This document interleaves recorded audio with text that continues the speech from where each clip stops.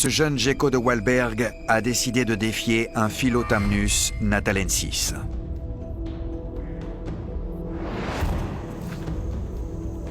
Ce serpent vert d'Afrique du Sud peut atteindre 1 mètre de long, soit 11 fois la taille du gecko.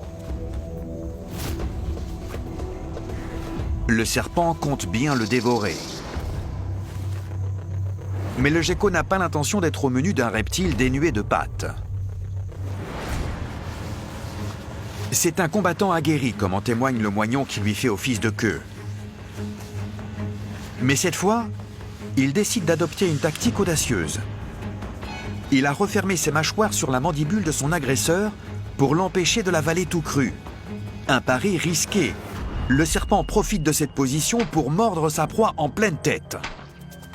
Son venin devrait provoquer une hémorragie qui sapera les forces du lézard et permettra au serpent de l'engloutir tout entier. Le gecko ne peut éviter les doses de venin. Mais il a une botte secrète. Il peut stopper l'afflux de sang vers ses plaies. Et ce tronc d'arbre lui permet d'utiliser une autre de ses armes, ses pattes collantes. Chacun de ses doigts présente une surface en lamelles tapissée de 100 millions de petits poils dont la force d'adhérence est phénoménale. Le serpent a beau tirer de toutes ses forces, le petit lézard reste fermement collé au tronc. Il n'a pas autant de force dans les mâchoires. Il trouve encore une position dominante, mais les assauts répétés du serpent ont mis à mal sa capacité à contracter ses vaisseaux sanguins.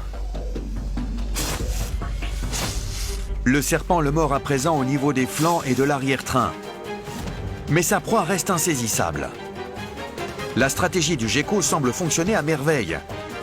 Il mord l'adversaire et tient bon.